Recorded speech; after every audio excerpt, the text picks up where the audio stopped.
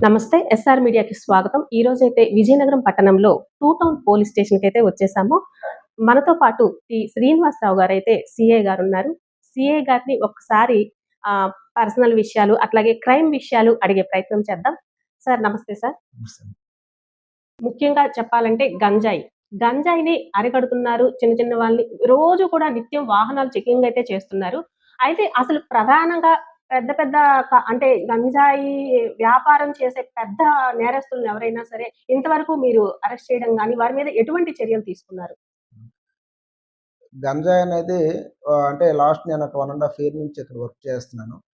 చాలా దీని మీద మా మా సిబ్బంది, పోలీస్ శాఖ చాలా యజ్ఞం చేశాము. చాలా దీన్ని కంట్రోల్ చేయడానికి అన్ని రకాలైన స్టెప్స్ కూడా తీసుకోవడం జరిగింది. మా లిమిట్స్‌లో చూసుకుంటే మేము డోర్ టు డోర్ క్యాంపెయినింగ్ కూడా చేసి దీనివల్ల ఏంటి డిసడ్వాంటేజ్ ఏంటి? దీనికి లీగల్‌గా ఉండే ప్రావిజన్స్ ఏంటి?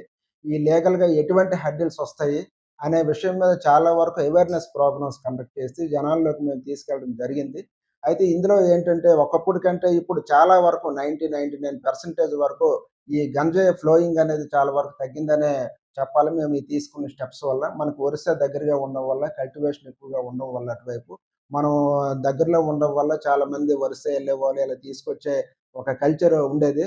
అయితే ఇప్పుడు మాక్సిమం ఒకప్పుడు చూసుకుంటే కేజీలు, 2 కేజీలు ఆ రేంజ్‌లో మనకి దొరికేది. ఇప్పుడు చాలా వరకు తగ్గింది. చాలా వరకు ప్రజల్లో కూడా చాలా మార్పులు తీసుకురాగలిసాము. మెయిన్‌గా యూత్ కాలేజెస్‌లోన, స్కూల్స్‌లోన ఇంకా బయట కూడా యూత్ అవేర్‌నెస్ ప్రోగ్రామ్స్ పెట్టి ప్రతి ఇంటికి కూడా మా పాంప్లెట్ చేరే విధంగా మేము ఒక ప్రోగ్రామ్ డిజైన్ చేసుకోవడం వల్ల చాలా వరకు గంజాయి ఫ్లోయింగ్ అనేది తగ్గింది.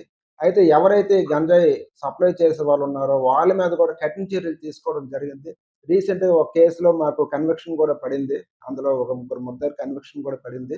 అంతే కాకుండా గంజాయి మూలాలు ఎవరైతే ఉన్నాయో, ఎవరైతే సప్లై చేస్తారో వాళ్ళ మీద మేము సుమారుగా మా పోలీస్ స్టేషన్ నుంచే ఒక 9 మంది పీడీ యాక్ట్‌లు కూడా పెట్టడం జరిగింది. అందులో ఆల్రెడీ ఇప్పటికే ఒక ఇద్దరు జైల్‌లో కూడా ఉన్నారు. మిగతా వాళ్ళకి కూడా ప్రపోజల్స్ రావాల్సి ఉంది.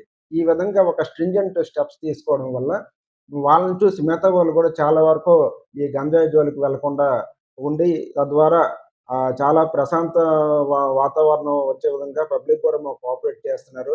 ఎవరైతే ఈ గంజాయి సప్లై చేసే వాళ్ళున్నారో వాళ్ళు కూడాను దాన్ని వదిలేసి ఇప్పుడు ఆహ్, ఆహ్, ఈ గంజాయి తాలూకా ఎఫెక్ట్ లేకుండా ఉండేందుకు వాళ్ళు కూడా దానికి దూరంగా ఉండడం మేము గమనిస్తున్నాం.